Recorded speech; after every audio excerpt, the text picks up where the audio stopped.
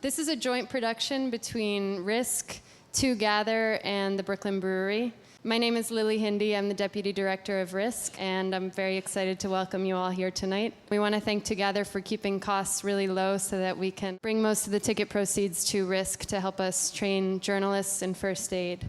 The Brooklyn Brewery is celebrating its 25th anniversary this year. Woo-woo!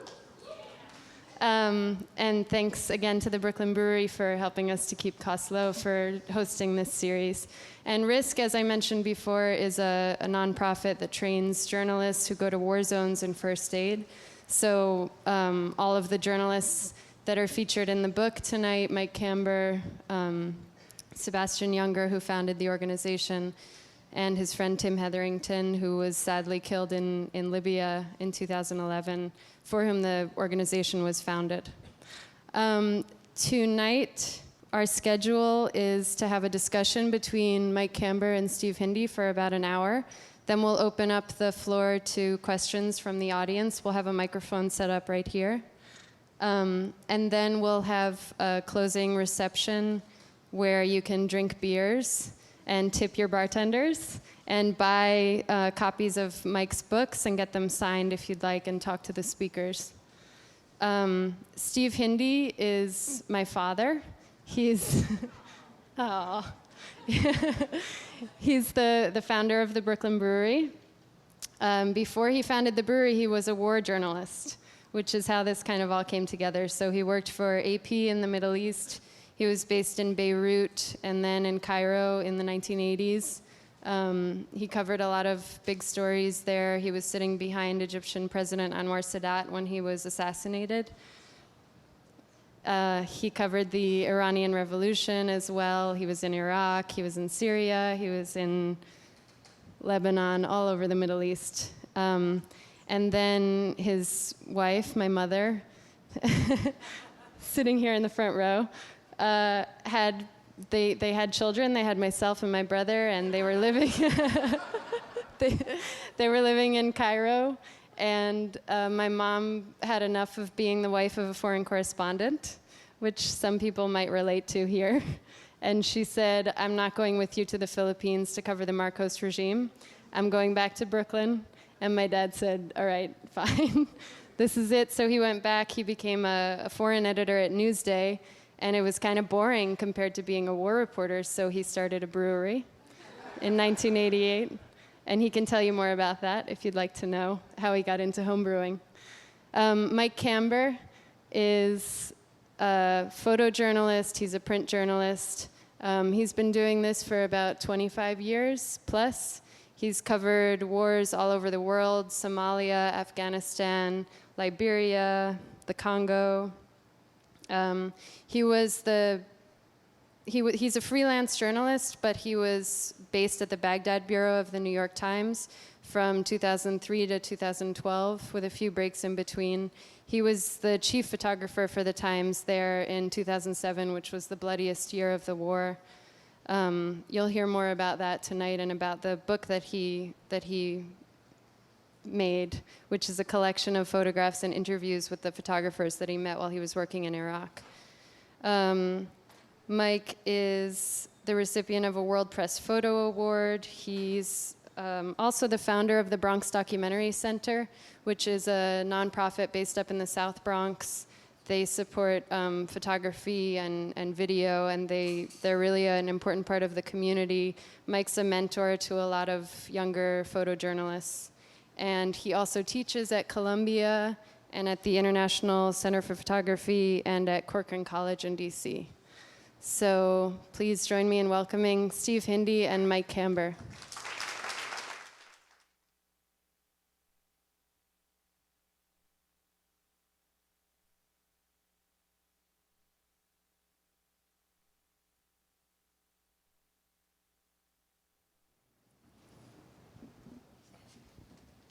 Well, thank you, Lily. It's great to be here tonight. I'm thrilled that you all are here because, you know, part of one thing I always wanted to do was to bring together my new life as a brewer and my old life as a reporter, and to do it with great journalists like Mike Kamber really is a great honor and a pleasure. Mike's book, Photojournalist on War, is an amazing piece of work. Interviews with 39 war photographers. You know, photographers take pictures, but they don't often get to talk. And it's wonderful reading their impressions of what they do, why they do it, and also the photos are just unbelievable. What a conflict the Iraq War has been, you know, in the last 10 years now. Mike, let me ask you, do you have to be crazy to be a war photographer? Well, I'm only kind of kidding here. Geez, I wish I could turn that question over to Todd or some of the other people in the audience. We've got some other war photographers here tonight. I think there are some people that it fits and there's some people that it don't. So I know people, they go once and they just say, this is not for me. And they move on, you know, they do something else. And there's nothing wrong with that. I think, it's a tough question to address. I know. Sorry. There's a quotation in your book from, I think, an Iraqi photographer, Khalid Mohammed. At the end of the interview, he says, well, if you're going to do this, you have to realize that you're going to have a lot of memories, good and bad. And if you can't handle that, you should get a different job. Right, exactly. Yeah, he pretty well sums it up. Joao Silva also, he said that, when I talked to him, I don't know if it's in the book or another interview, but he said nobody gets away for free. He said, you come away with scars, physical and otherwise, and you either deal with it or you find another line of work quickly. And but I think Khalid Mohammed, he started out as a stringer. Well, he was working even in Saddam's time. He was an Iraqi photographer, being arrested by Saddam's guys, etc. And then he caught on with the AP in 2003 and actually became one of the greatest photographers of the war, and was one of the key people. I think they won the Pulitzer Prize in 2004, and he was one of the key members of that team. An amazing photographer. He's still today, he's the chief photographer in Baghdad for the AP. He's been going 9 years. I came in and out. He stayed the whole time. Yeah. Well, when I was a writer, so I did carry a camera at times when there was no photographer with me. But I know that in the wars that I covered, Iran, Iraq, and in Lebanon, if you wanted to see action, if you wanted to get right to the heart of what was happening, you went with the photographers, because photographers have to be there to get their product. They have to be there, they have to see it. And also, you don't realize how difficult that is, because you can be in an incredibly dangerous situation with bullets flying and worse. But you can't take a picture of a bullet flying through the air, right? Exactly. You gotta find some other way to describe it. Yeah, sometimes the pictures of people shooting their guns are actually quite boring, because when you're there, it's incredible. There's noise and incredible action, and then you look at the picture afterwards, and it's just a guy pointing a gun, and you don't see anything. But the part of why I did the book was, especially with the TV crews in Baghdad, I hope there's no TV journalists in the audience that I'm unfairly maligning, but they would travel with these huge convoys. Frequently they'd have insurance companies and all these high-end bodyguards, and they literally were not allowed to do a lot of stuff. I mean, these guys, a lot of them were based in the green zone. They could not go out, and they were not allowed to go out. They were frequently setting up on rooftops, doing these shots. The photographers, it wasn't like that. We had to go out. I mean, you hit the streets every single day.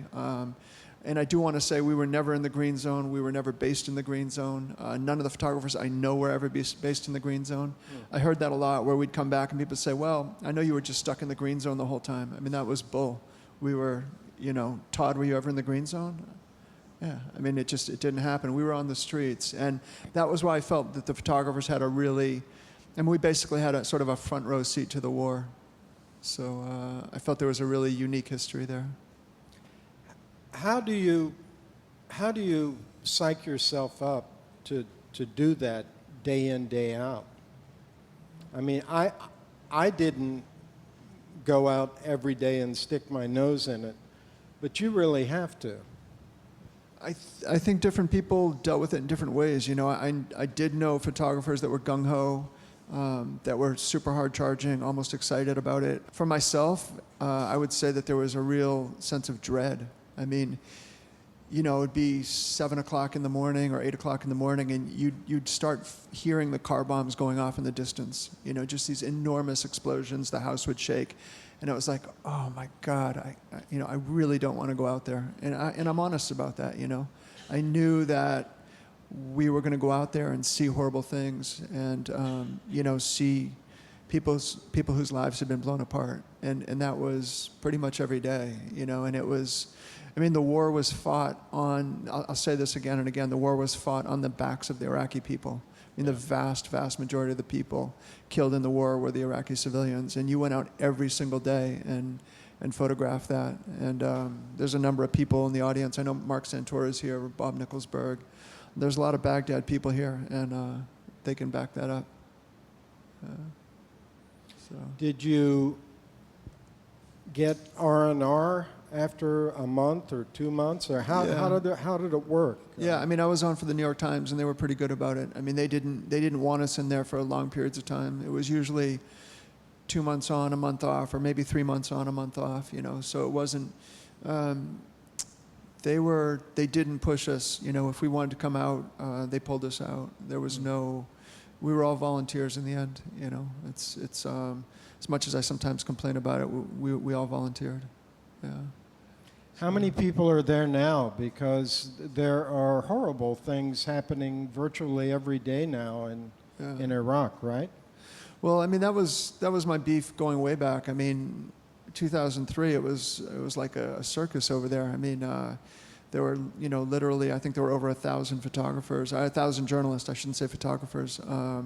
And by the summer, it started to dwindle. And then when the violence ramped up, certainly after Fallujah in 2004, when it became dangerous, bureau after bureau closed down. And I won't name newspapers, but pretty much every major newspaper and magazine. I mean, I think Time magazine stuck it out, Washington Post, New York Times. Other newspapers they'd have one person, they'd have one guy in a bureau with a translator, and that would be the entire bureau. And I'm talking about major newspapers across the United States. And I was there when the Americans left in December in 2011, and it was like a moving party. Whatever was left, I mean, everybody was just shutting down their bureaus, So even people would have these little houses and office. Sometimes they'd be sharing houses, and everything got shut down. And, there's weeks now in Iraq where there's 300-400 people. I think recently there was 1 week where there were 700 people killed in Iraq. Yeah. That was just a month or two ago. And there's almost no, I mean, I don't know, do you guys see coverage of it? Yeah, you kind of hear it on NPR in the morning, and that's about it. In 2003, there were 1,000. It was swarming with reporters. Well over 1,000 journalists. But that was kind of a honeymoon period, so to speak. That was the mission accomplished period. Right. That was when, there'd been this heroic march into Baghdad, and we'd overthrown the dictator, and everything was. I mean, I myself missed the war. I was covering West Africa. I was covering Liberia and Congo. So. I went back to New York in the summer of '03, and the New York Times said, can you do a rotation in Iraq? We want somebody to go and cover the return to normality. And yeah, so I got there, was working with Joao Silva. Sure enough, first morning, you know, hear these massive explosions, and then the next day more. And the Red Cross bombing, which I think was in late October, that was sort of the day Right. there was a coordinated series of bombings all across the city. And that was really, for me, when the insurgency really leapt off. That was really when we saw where things were going. Yeah. Yeah, I just read Anthony Shadid's book, Night Draws Near. And yeah, I think that is the beginning of the section titled Insurgency. Yeah. Right, right. Joao told the story about around that time, he was on a highway near Abu Ghraib, and an American convoy had been attacked. And I asked a lot of journalists, I said, what did you see as the turning point? And Joao said, I was on this highway, and an American vehicle had been blown to pieces, and they were towing it back. And I was with a crowd of Iraqi civilians, and as they towed the vehicle past, all the Iraqis began to cheer. And he said, that was when I knew it was going to be bad. I remember going with Dexter Filkins up to Mosul, up to northern Iraq. This was when Petraeus was in charge up there. He was the head of the 101st Airborne. And one of his, I think his command sergeant major, had gone to do an errand, been ambushed and killed. His body had been dragged through the street. This is pretty early on. This is pre-Fallujah. And we'd never heard of anything like this. I mean, this was really a huge deal. And I remember me and Dexter went up, and you should all read Dexter's book called The Forever War, incredible book. And we went up, and there was an Iraqi fireman. There was a firehouse, and we went to talk to him. He'd been across the street. He saw the whole thing. And he was there. He was standing in front of new fire trucks that had been donated, I think, by Japan. He had new uniform. He told us about how they'd given him a raise. He was making a lot of money. They'd refurbished the firehouse and the whole thing. And Dexter said, well, how do you feel about the fact that this American was dragged out of this vehicle and, killed by this mob, and such? And he said, I'm happy about it. He said, this is not your country. You guys don't belong here. And that was really my turning point. That was my wake-up call. I saw it was going to be a very long war. When was that? That would have been early 2004, early part of 2004, end of 2003, yeah.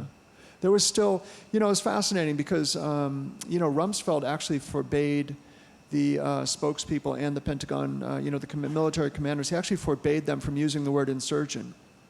So, things were ramping up, and the casualty totals were rising weekly. And, for really the first couple of years, they sort of refused to acknowledge there was an insurgency. And that was fascinating. Yeah. You'd go to these press conferences, and they'd come up with these elaborate rationales to explain how things were getting better, even though you could sort of see it on the streets that it was, circling the drain.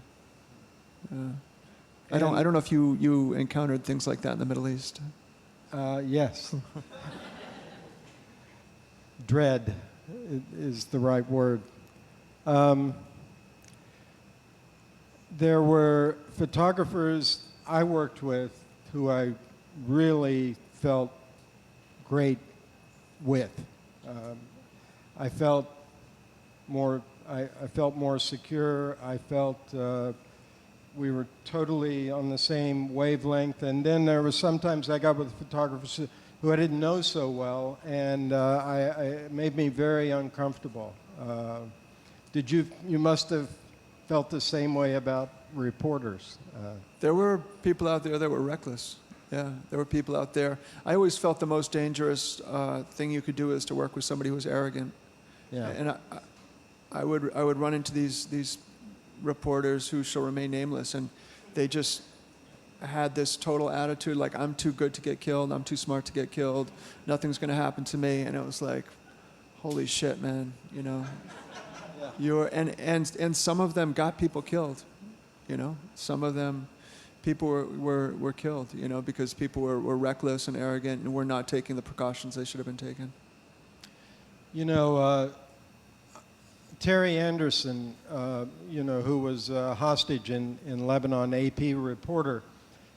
Terry came to Beirut when I left Beirut. He basically, there was a guy between us who only lasted about 3 months, but he basically took my job. Terry was an ex-Marine, and he was gung-ho. Like he wanted to go to every dust-up that happened. And in Lebanon, it wasn't a story that was on the front pages at all. But Terry wanted to go watch the Druze and the Christians go at it, and anyone going at it, he wanted to be there.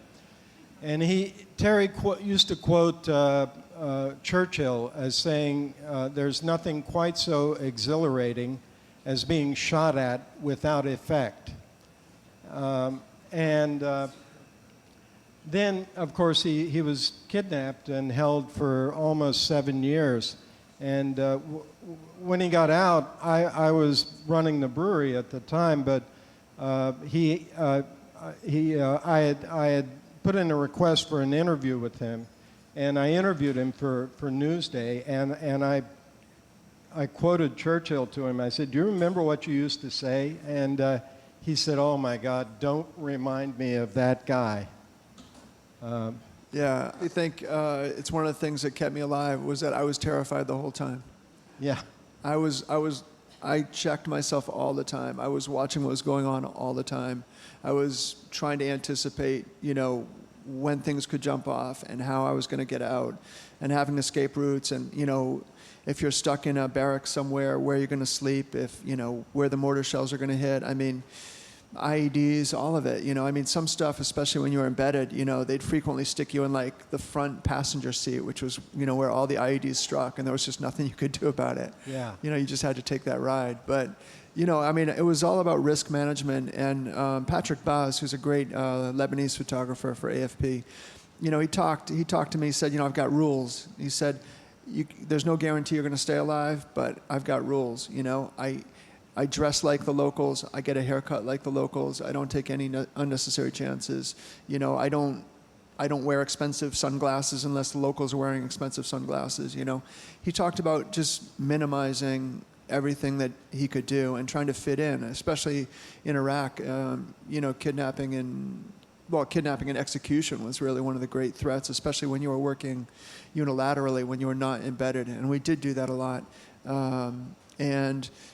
These guys, I'd see these, again, the TV crews, they'd be driving around in convoys of SUVs. I mean, why not just put a bullseye on the side?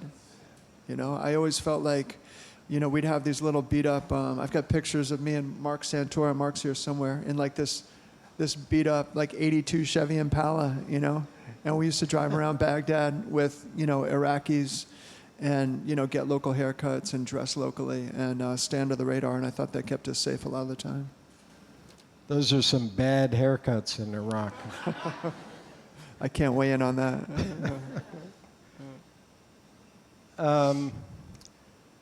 One of my favorite photographers was an AP photographer he was based in London, Bobby Deere. He was from the East End of London, had a Cockney accent, and he had covered a lot of things, going back to like the '73 war. And Bobby would say we're in a kind of dangerous situation, and he would want to go into a more dangerous situation. And he would say, "Hindy, let's go down to that corner. It's looking real moody down there." And you had to laugh, but I was scared to death, But I felt good when I was with Bobby because he had been through so much. They're folks that you want to work with. There's, I think, again, I don't just say it because he's here tonight, but I think Bob Nicholsberg's been around since covering, Central America in the 70s. He's the type of guy you want to work with. He knows what's going on. He's a pro. He's not... Again, especially sometimes working with these young kids, they were like, rushing towards the rushing towards the bombs. It's like, well, you got to think about a secondary. They did that all the time in Iraq. They'd explode a bomb, wait for people to react, and then they'd have another car parked nearby, packed full of, ball bearings and shrapnel. They'd wait till you got on the scene, and then they'd hit the second one. You just had to be thinking all the time out there, and you wanted to work with professionals. Yeah. Is it, when I was in reporting, which is a long time ago, it was all film. I mean, you have digital now. So you didn't really know what you had when you were out there. And actually, I remember a photographer in Tehran during the revolution, when there were street battles and protests, and the Shah's army was shooting people. And there was a AP photographer from London, I forget his name, but he went out all day, and he came in and he said, I got amazing stuff. And he didn't have any film in his camera. He spent the whole day out there. But you don't have that problem now, right? I mean, you can look at what you shoot, right? We can, which I also think is dangerous, because I see a lot of guys in combat like chimping and looking down at their camera. Bad idea. There's a couple things I want to say about the switch to digital. It really changed the equation in so many ways. I shot film for like the first 15 years. I mean, I never imagined I'd shoot digital. Film is what it was, and I would go to the airport and try to ship film out, get somebody to carry my film back, or carry back huge bags of film, and rush back to New York and try to develop it frantically and get the pictures out while they were still fresh, while people still wanted them. So it's amazing. It's actually Chris Hondros, my friend who was killed with Tim tragically in Libya. He was the first guy I knew who had a BGAN. He was working for Getty, and he had a satellite, and we were in Liberia together, and he popped this thing up and started sending pictures to New York. And I was just like, what the hell are you doing? And he was like, come on, look at this thing. I'll send some pictures for you. That just changed everything. Part of the equation that really changed was, I've said this many times, but I would go on, I've read accounts from guys who worked in Vietnam where they would go out with an American unit, they'd send the pictures back, took a week for the film to get back or get transmitted, whatever, and then by the time the magazine is published and gets back to Vietnam, it's 2-3 weeks later. The photographers are long gone. In Iraq, the military knew every single thing we did. On a number of occasions, I would go out on patrol in the morning, be photographing, taking pictures of actions. I would send those pictures to New York. We would go on a second patrol in the afternoon or evening, and I would be confronted by the soldiers, or mostly by the commanders, saying, I don't like what you did this morning. I don't like the way you shot it. You made us look bad. The angles that made us look like we're abusing Iraqi prisoners, which sometimes they were, And, you were getting feedback in live time. The other thing I want to say, and this is, one of the worst days I ever had in my life, was I was covering the fighting in Karbala, and Ashley Gilbertson was on the other side. I don't know is Ashley here tonight? Okay. Ashley was on the other side with the U.S. military. I was with the insurgents who were fighting. Is it a he or a she, Ashley? Ashley's a male. Yeah, he's very much a he, but he's Australian. It's complicated. Yeah. Photographer? Great photographer. Yeah, one of the best. And I was shooting with the insurgents who were fighting against the Americans, of course. And I got out, I filed my pictures, and Ash was actually trying to keep me alive because he was with the U.S. military. He was telling them to keep an eye out for me, to not, if they saw, telling their snipers to not kill me, etc. He called me the next morning and he said, I went into the operations center, and they've got your pictures. They took your pictures off the New York Times website, and they've got them up all over the wall, and they're using them as targeting. And they went in later that day with helicopters, and I don't know what happened, but from what I heard, they killed a lot of people. And you know, I mean, they knew these guys were around the shrine. I mean, everybody knew where they were. They were firing. This was in Karbala in 2004, you know, but, I mean, that was horrific, you know, to be implicated in that. And just one of the, you know, I mean, I was a wreck for weeks. You know, you're thinking about, you're trying to do news coverage, and the U.S. military is taking your stuff and using it for targets and acquisition. So, you know, the war's being fought in real time. It's a very different equation from when I started out shooting film. Yeah. Can you tell us about any big mistakes you made? I don't think we have enough time for that. You didn't make any mistakes? No, big mistakes. I'm sure a lot of them will come to me later. I mean, I probably made mistakes every day. We'll come back to that. Yeah. Let's show some photos. And Yeah. actually, I think there are some people here who may have taken some of the... Yeah, I know Todd's here. Is Carolyn here tonight? Yeah, Carolyn's here. So, Lily, could we get the mic up here so yeah.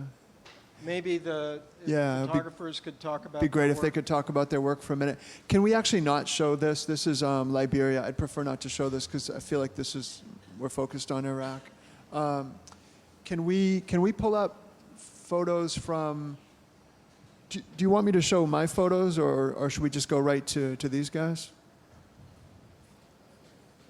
Your show. I feel like. All right, I'm going to show We about... got time for both, I think. Okay, so, I'm going to show yeah. about 20 photos that I took. My photos are actually not in the book, so I don't... What you're going to see is not in the book, but it's... I think it says Iraq Sunni Triangle, actually. Is it possible you can pull that folder up? And yeah, I want to show these photos because all these photos were taken in the course of about 5 hours. And I feel like it just shows the total randomness. You know, there was no front line in Iraq, and this was an early morning patrol that we went out on, and in a matter of minutes, you know, the whole world changed for myself, for everybody on this patrol. And I felt that was very much sort of the way, you can show the next slide. I felt like that was very much the way that the war went. It was completely random, completely unexpected. I know Todd told a story about literally being blown out of a Humvee on a patrol. I mean, you never knew where these things were coming from. We were walking down a trail. I was up front. There was an IED in the trail. It was a pressure plate IED. I stepped over it, and a guy behind me stepped on it and this is a wounded soldier. You can see the smoke in the air. This is just an instant after it was taken. I'd stepped inside a house, which protected me from the blast. I was shooting through the window, and the blast went off at the moment that I stepped in. And it was one of those things, the concussion was so great that I thought I'd been hit. I thought I'd tripped the IED. It's one of those things where you sort of look around and you're thinking, am I dead? You know, maybe I haven't felt it yet. And then you look out the window and you see, you know, dead and dying soldiers. Yeah, you can continue. So it was total chaos. I mean, in the moments after. The sun hasn't even come up yet. It's very early in the morning. You can see the crater. And this is a photo. This and the next photo are photos I don't usually show, but this is a soldier. He's been literally blown in half. I don't think we have to linger on that photo. And there were four badly wounded Americans. One of them was blinded. The crater was from the IED? That's the crater from the IED, yeah.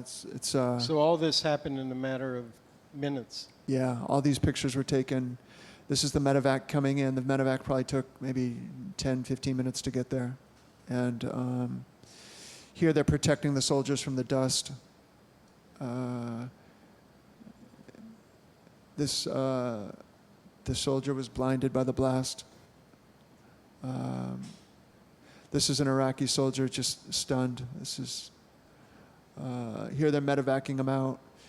And you know, the amazing thing, I was with Damien Cave. I think Damien's in Florida now, but the amazing thing was they went out. You can keep rolling through these. We realized we were in a minefield, or we thought we were in a minefield, so we started walking out, trying to retrace our steps here.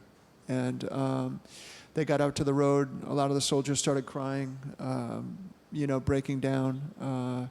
As soon as they saw me photographing them, they'd stop crying or turn away. But I got a couple of pictures. I wanted to show that emotion. And then they arrested one of the Iraqis who they thought was an informant, which is this scene here.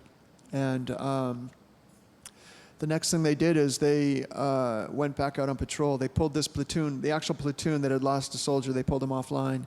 And they took the sister platoon and put them back out on patrol. They were out searching for some Americans who'd been kidnapped, and we just went out and kept rolling on. I mean, the war just kept rolling on, and they basically went into every Iraqi house, arrested all the men of military age, whether they found anything or not. And, I wasn't large to show faces. They were trying to stop me from showing the faces of prisoners. So you were constantly trying to think up creative ways to show this. The heat was probably 110, 115 degrees, which isn't even that hot in Iraq. I worked in Basra when it was 130 degrees, completely dehydrated. And they sent in a chopper for resupply, and the mission just kept going on. And that was, these pictures are taken over the course of a few hours. This is just like one slice of the war. What'd you do for the rest of the day? I stayed out on patrol. I wanted to keep going. I think partly the last thing I wanted to do was sort of sit in a hut somewhere and think about it. I think I felt better being out shooting, and I think I felt like if I stopped, I might be paralyzed, by the whole thing. So, especially knowing that I'd stepped over the ID and that a guy behind me had stepped on it. So, I kept working. It was sort of the only thing I knew how to do. It was a little bit of autopilot, I think. People feel they've had enough. That's good. They should stop. But you spend a lot of time, a lot of years getting to a certain point. And, the other thing is you're the only photographer out there. So, this is happening all over the country, only nobody's photographing it. You just happen to be in this place at this time. And you're the one who's going to be able to bring this home for literally millions of people. And that's not an ego trip. It's just the way journalism works, And that's kind of the amazing thing about it is you are out there on the front line for people who can't make that voyage. And that's why I think journalism's, so important. Yeah. Where were you sleeping? Where were you staying at that time? No. They gave us we had a little cot, me and Damien, we had a little cot in a shed. I think it was a little supply shed or something. The U.S. military, when you were embedded with U.S. military. Oh, you were embedded. Yeah, we were embedded at that time. And it was pretty much the only way, if you want to cover the front line, and, I've had this argument with many people. Many people feel like, well, we did plenty of unembedded work, but to roll up into a combat situation, if there's shooting going on and, you're in the middle of a battle, to run into the middle of that, you're not going to get killed by one side, you're going to get killed by both sides. Right. They see somebody running in, with a camera with a long lens or whatever. The other thing, it's not like television. There's total chaos, there's noise, there's smoke. A lot of the killing is going on at 1,000 meters or more. People are seeing folks off in the distance that are really just a little bit bigger than, a speck of dust. They're firing in that direction. They don't know if you're a journalist or not, So, I've heard people say, oh, you should be unembedded. You should just go cover this combat unembedded. It doesn't work that way. It just doesn't work that way. And again, even if you're with the Mujahideen in Afghanistan, if you're with the insurgents in Iraq, you're always embedded to some degree. The other point I want to make about those photos was that we did battle with... those photos were sort of one of the impetus for my book because we battled with the Pentagon for, I think, almost a week before we published the photos. They were trying to stop us from publishing the photos, and they kept sort of moving the goalpost, saying you can't publish these photos. They're too bloody. They're too upsetting. The most graphic ones we didn't publish, so I want to be clear on that. But they didn't want any pictures of wounded soldiers being published. They said we didn't have their permission. They'd instituted a rule where you needed the written permission from a wounded American soldier, which is totally unworkable. The guy's just been hit with an IED. He's bleeding. His face is bandaged. Are you going to roll up on him with a clipboard and ask him to sign a release? So we fought with them for about a week. We published some of the stuff. We didn't publish it all. And that was when I really felt like censorship was kicking in, and really hard. And they were instituting, it seemed like, every time I went on an embed, they had added another restriction. Early in the war, they used to, even up into 2004, 2005, they would invite us to photograph memorials for soldiers who'd been killed. And then they said, okay, the memorials are off limits. You can't photograph those. You can't photograph the wounded. You can't photograph prisoners. You can't photograph, it just went on and on. So, yeah, it became very difficult. Do you think that the media should show more of what is really happening in war? I mean, I always felt that way, but in the name of good taste, they don't publish anything gory or anything terribly tragic. We went halfway around the world and invaded somebody else's country, and between 100,000 and 500,000 Iraqi citizens are dead. It's not about good taste. Yeah. And the other thing that the U.S. military always said was, well, these soldiers have a right to privacy. Not if you're participating. I mean, the Iraq War is a very public event. It's not. If you want privacy, stay home. Fair. Yeah. Or if you have questions for Todd or Carolyn. Or for Todd or Carolyn.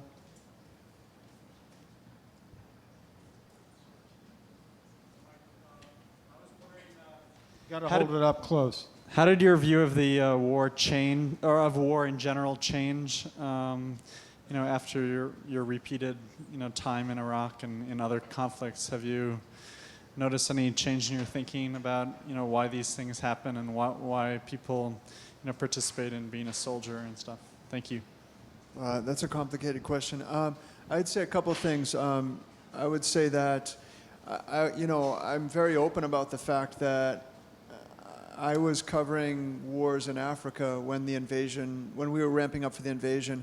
I was covering these really brutal dictatorships. And basically the way I saw it then, and the way I see it now, is in a lot of instances, these are not sovereign countries. They're basically organized crime syndicates that are holding nations hostage. And I thought that it was a great idea. I thought, let's go in, let's invade, get rid of this Saddam guy. I'd never been to the Middle East. I'd never covered that. I obviously had no idea the complexities, nor did, the Pentagon and the State Department, from what I can tell. And so, I've come to see that, you start pushing for violence, you're opening a can of worms, and you just have no idea where it's going to go. And I've seen it again and again where, things seem simple and obvious, and you open up that can, and you are screwed, and a lot of people are going to die behind it. I would say at this point, I'm pretty much a pacifist. Lily? Hi. First of all, thank you for your work and all the other brave journalists out there. Just amazing. I'm very shaken up. But you spoke about your own, for lack of a better word, caution, that dread you felt every morning. What made you continue to go back on new assignments?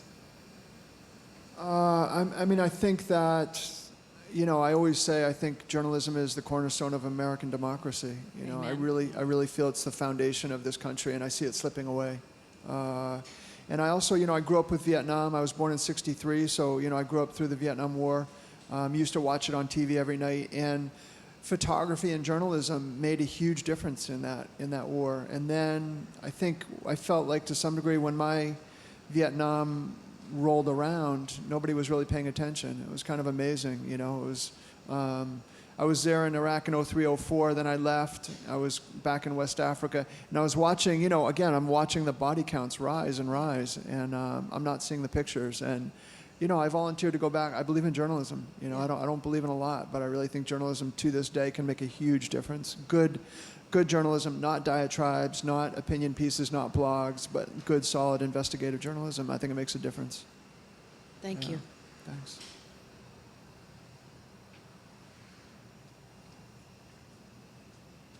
Oh, this is Mark Santora. Not so much a question, but a compliment. So Mike won't say it, but one of the amazing things is he was able to keep his humanity in a place where sometimes that was very hard.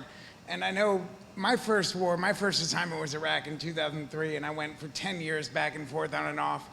And to see both the evolution of the war and the way people behaved, I thought when I first went to keep with photography, the Capra picture, the Spanish soldier getting shot dead, that was what war was. And it took me a while to learn that actually death is easy. It's those moments that Mike would capture and some of those photos that you saw just now, those moments that aren't the bang bang, aren't the hard, it's those moments where you go ask someone, how does it feel that 9 people in your family are gone?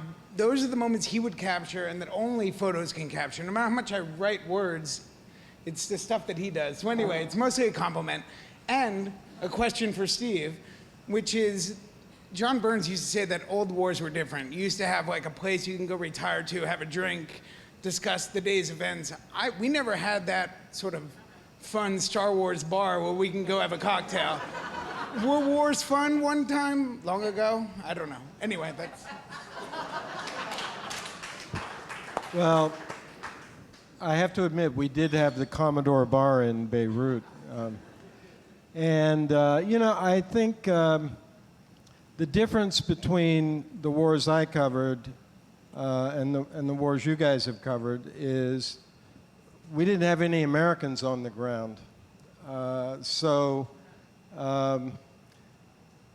It wasn't the same. There wasn't the interest, Who cares if the PLO and the Phalange get into a horrible battle in Beirut and 40 people die? There was no American there except us. In a way, I was envious of the wars you guys covered because, at least for a time, Americans were watching.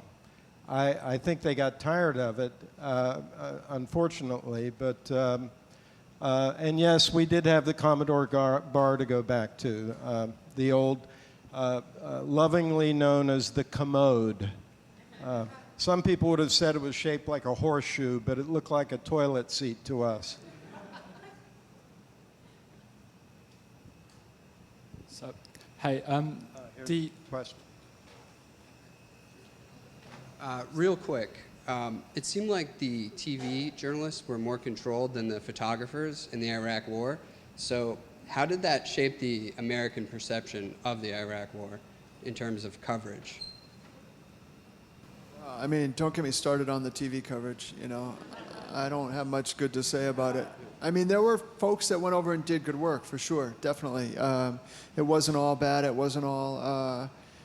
but a lot, look, I could tell you stories, man. We really don't have enough time. I'll just tell you one thing. The slides I showed of my own work there were some soldiers that had been missing for, I think there were 4 soldiers had been kidnapped by insurgents, and they kept us waiting. I was there with Damien. We got in with the unit. It was the 10th Mountain Division. They kept us waiting. First day, second day, we were going crazy. We're like, we want to get out on this search. So I think it was the night of the 3rd day. They said, it was in the evening. They said, okay, get your bags, get ready. We're going to go out. And suddenly this helicopter touched down. This is a true story. Helicopter touched down. A TV crew jumped off the chopper. They took us, they walked us outside the wire, and they walked us in a circle around the base. And they pretended to be searching for the soldiers. And the TV crew had their Which network? If I'm not, I have to check my notes. I'm pretty sure it was Fox News. I'm pretty sure it was Fox News. And you know what? There was a print reporter from another newspaper present. Again, I won't say his name. And they were shooting this stuff. They were putting their backs to the base. Their cameras are facing out into the Iraqi countryside, and they're photographing these Americans slogging through the mud, walking around the base. Whole thing took about 30 minutes, jumped on the helicopter, and broadcast this front page, frontline piece with the American troops out on the front line searching for the soldiers. Total bullshit. I mean, I didn't take a single picture, I mean, it was a dog and pony show. And I'm not saying all the TV journalists were like that, but there were too many that were. They had super deadlines. They just had a different thing that they had to do. It was a different beast. And Look, you guys were all here. I mean, you saw the TV coverage. You know, if the war went on for 9 years, did you feel like you really understood through the television what was going on over there? It's funny because you would see the same rooftop live shots every single night. You Yeah, know, the famous reading rooftop. from the AP wire. Exactly. Thank you. One more question? Yeah, there we go. Yeah, I just had one question. You know, with John White and his whole crew being laid off at the Sun-Times, where does photojournalism, what is the future of photojournalism now that Pulitzer Prize-winning staffs get laid off after 44 years of service? Yeah, again, man, we really don't have enough time. Jeez, I don't know. Well, I think it's important, though, because, like... To me, it's the end of, it's really...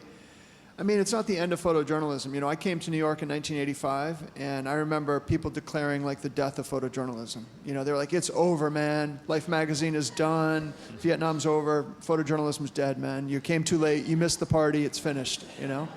And so I don't want to sit up here and say, you know, sound the same death knell, you know, because photojournalism will never be dead. It's going to continue to reinvent itself. But the media industry that I was a part of that basically funded professional journalists to go out, paid them a living wage, and supported them to go out and tell stories from the front lines, it literally does not exist. It is gone. So if you were a 29-year-old photojournalist, what would you do right now? You know, when I was a correspondent, it was rare that there was a freelancer in Beirut. We were all staff, and we were all well paid, and we had housing allowance. Today, Sebastian Younger estimates 80% of the reporters out in the field are freelance. And those are the people that risk, reporters instructed in saving colleagues, are training in first aid and giving them medical kits. And at the end of the training, which is a 4-day battlefield medicine training thing. At the end of the training, these journalists, there are 25 of them, they show their work. And there are a lot of photojournalists among them, and they are doing amazing stuff. So it's still out there, and I think, you know, I really believe that the industry is going to figure it out. Actually, right across the street here, Vice Media is finding a way to raise money and do good coverage. And I'm hoping the traditional media is going to figure that out too. Yeah, I don't know about the business model, but I think that, you know, as much as ever, we need great photographs and people that have ethics are going to go out there and work and maintain professional standards. And I don't know about the business model. You know, we'll have to see what happens with that. But it's still, you know, you can still, you know, as much as people are out there shooting now and people have got iPhones and all this stuff, I still go to countries and I find stories that nobody's covering. You know, you can still make a difference with a camera. That's the great thing. Thanks.